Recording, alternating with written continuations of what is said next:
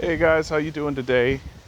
Just I'm on my day off, right? You can tell I'm all disheveled and this is a nightmare, but what could I do?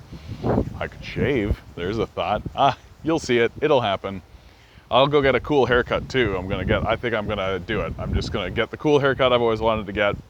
I've never done it. So, anyway, here I am, scruffy on my day off. One of my regular commenters has asked a series of questions and very clearly was interested in one of the videos that we did. And rather than typing out a whole thing and taking the time to do that, I think while I'm walking to go get some food, the best burritos, man, there's a place up here. They do the best burritos ever. I can't even believe it. But while I'm walking to go do that, I thought, hey, what the heck? Let's make a video for Lil Pop, right? Sweet name, by the way, Lil Pop. It's fun to say. So Lil Pop started to talk about George Soros. I think there's 2 points that I'd like to address. That there's a belief that George Soros or any of these billionaires are involved in these protests and are sort of at the heart of the protest movements that are happening through the United States. I admire the skepticism that you bring to the conversation. I always admire skepticism because skepticism is a brave thing to do, but skepticism needs to be tempered in all cases with fact and reason. Because if you're just skeptical of something without responding to the evidence in front of you, then you're essentially a flat earther, right? And that's very dangerous territory. When I was growing up, when I was in my early 20s, the event that took up an awful lot of my time was 9/11. I was a 9/11 truther. I spent a lot of time investigating the 9/11 truth movement, investigating the research, the arguments that were being put forward by the 9/11 truth movement, and the whole Bush did 9/11 thing, and coming up with ideas and theories and thoughts and things like this. When I should have been spending more time on my local politics, Noam Chomsky was the one who got me out of the 9/11 truther movement. Even though it's a great deal of fun to talk about, I do it over drinks occasionally, just as a lark mainly. But his point, Noam Chomsky's point, was, okay, let's say we prove beyond the shadow of a doubt that the Bush administration was completely responsible for 9/11. So, they're openly guilty of war crimes that we have filmed. We filmed them doing it. They have essentially admitted to them that these atrocities and war crimes that they committed are open and in front of us. They don't even need to be proven. There they are. And nothing's happened to the Bush administration. So why would 9/11 be any different?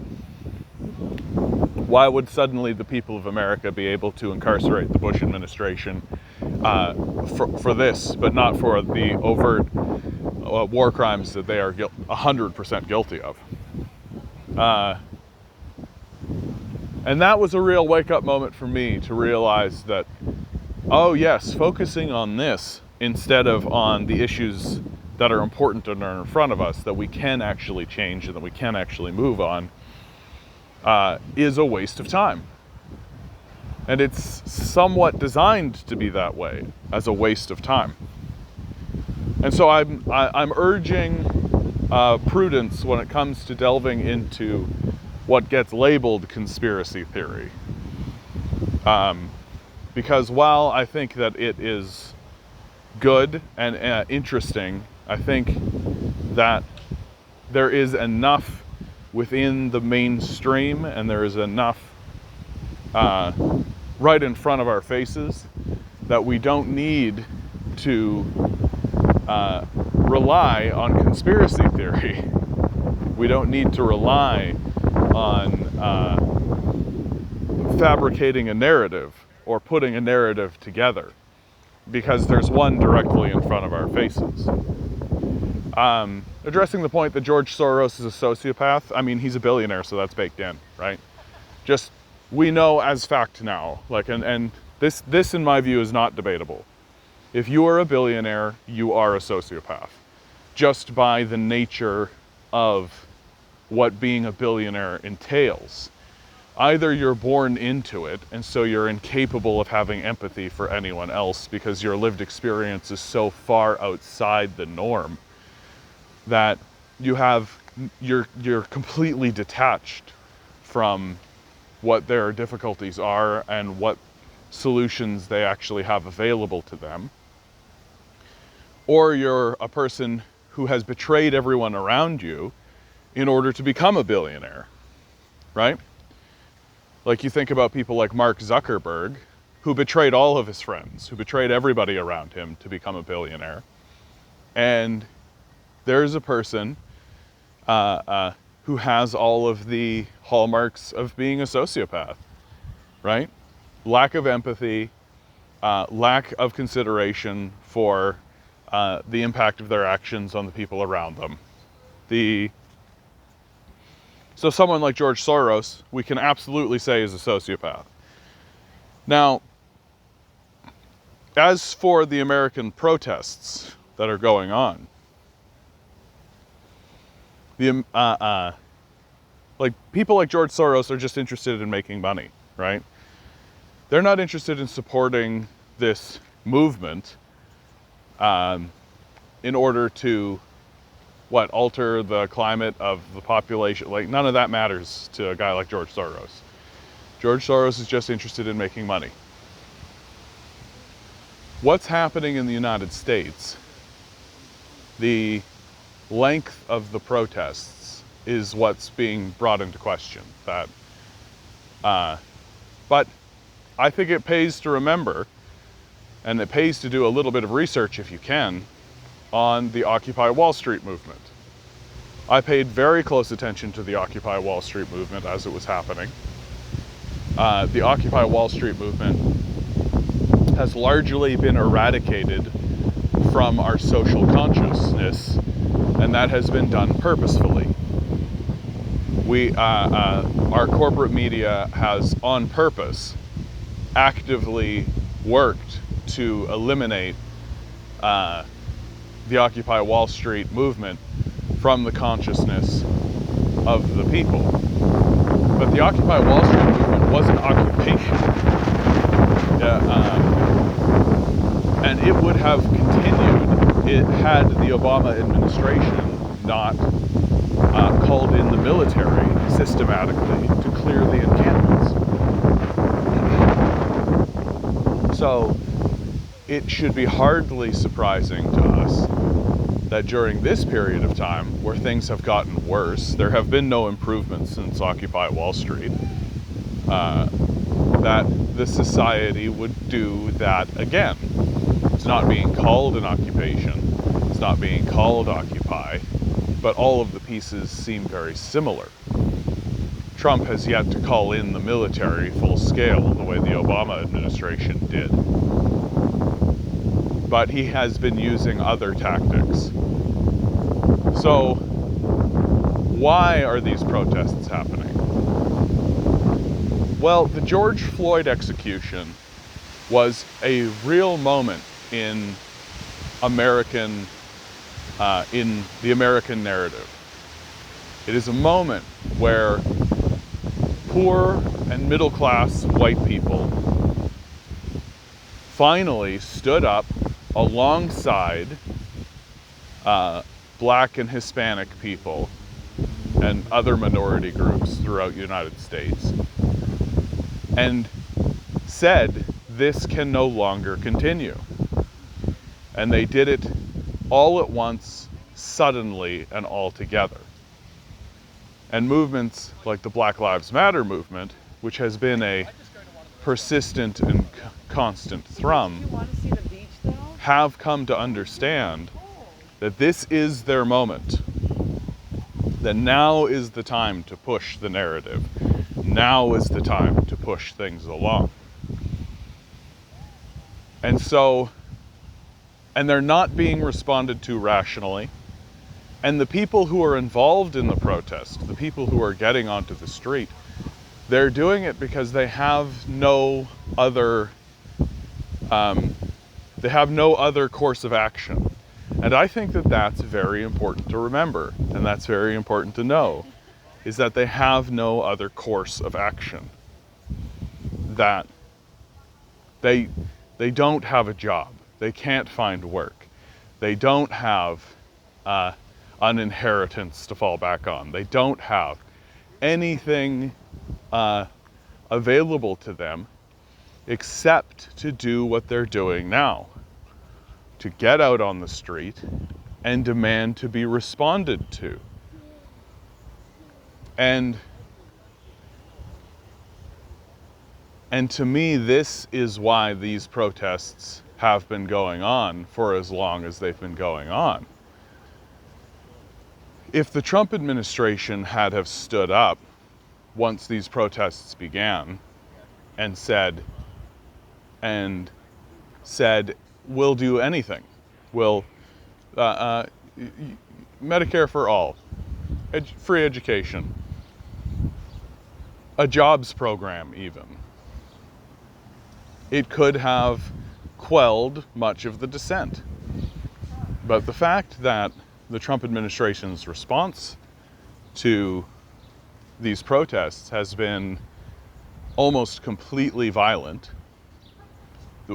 encouraging the use of military-grade force by the police in order to quell these protesters violently, has only fueled the protests.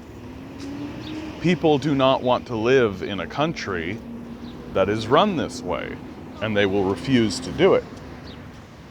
And so rather than getting people off the streets, which was the hope, it has done the exact opposite thing. And it has lengthened the protest, and it has galvanized the populace against the presidency and against the system as it is now. And of course, now movements like Black Lives Matter and all of those sort of like socialism, these ideas, right, are now breaking into the mainstream. And so now they're beginning to actually be listened to and be spoken about and be taken seriously to a certain degree. And because they're being spoken about to a serious degree, more and more people are beginning to see how fraudulent the capitalist system actually was in the first place. And they're also beginning to see how fraudulent their electoral system is, because during this period of sort of high fascism that exists in America, even though I make the argument that capitalism and fascism are very similar to one another, the same thing even, but in this moment of overt and obvious fascism that cannot be denied or ignored, the Democratic Party puts forward a neoliberal corporatist who essentially voted for in favor of much of the legislation that Trump is currently using to assault the populace. And so this leads us into the dark territory and into the dark waters that no one wants to truly go, which is that what you are witnessing is not a protest movement. What you are witnessing is a civil war. That the people who are on the streets are not being funded by some shadowy billionaire, right? They have run out of options in their life, and their society is structured to ensure that that is the case. They can't go back to school because that would saddle them with hundreds of thousands of dollars worth of debt. They can't just get a better job because those jobs don't exist anymore. They have no social mobility. They have no ability to improve their lives outside the lot that they have been delivered with.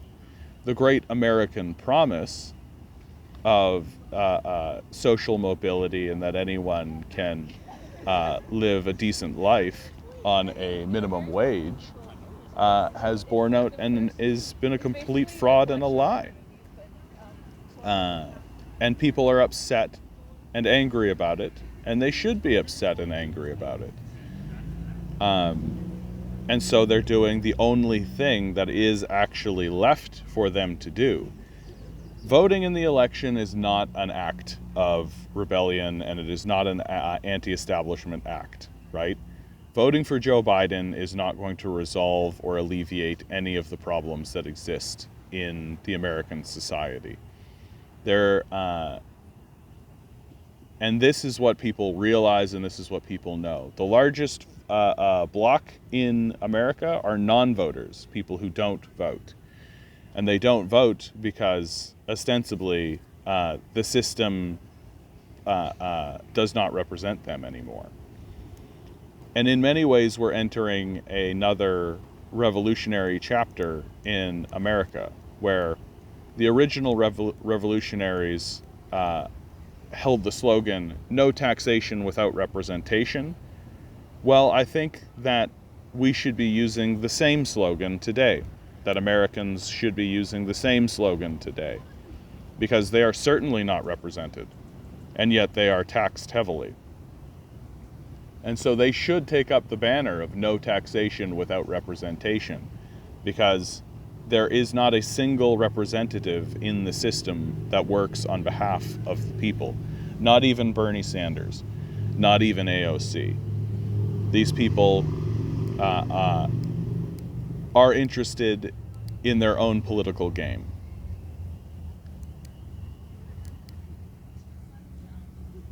And as America descends down the path of the Civil War, right, and we see it in this kid, Kyle Rittenhouse in Kenosha, who opens fire on protesters and gets congratulated for it and defended by the right-wing media.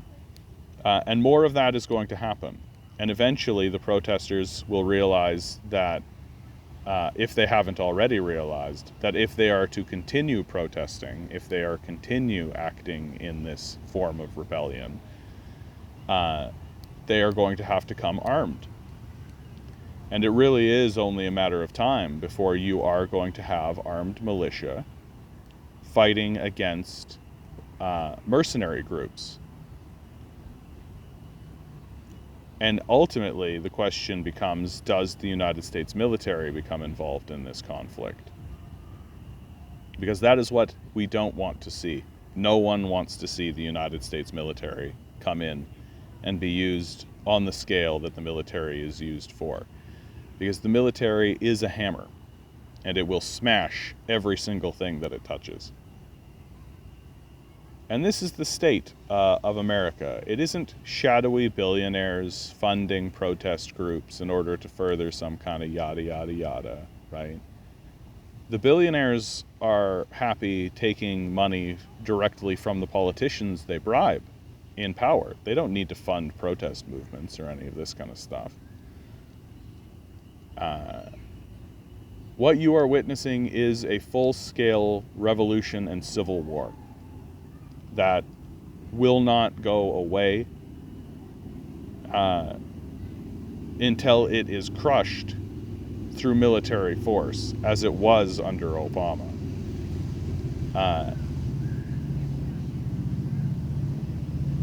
And because what people are fighting for is a better life, not only for themselves, but for future generations.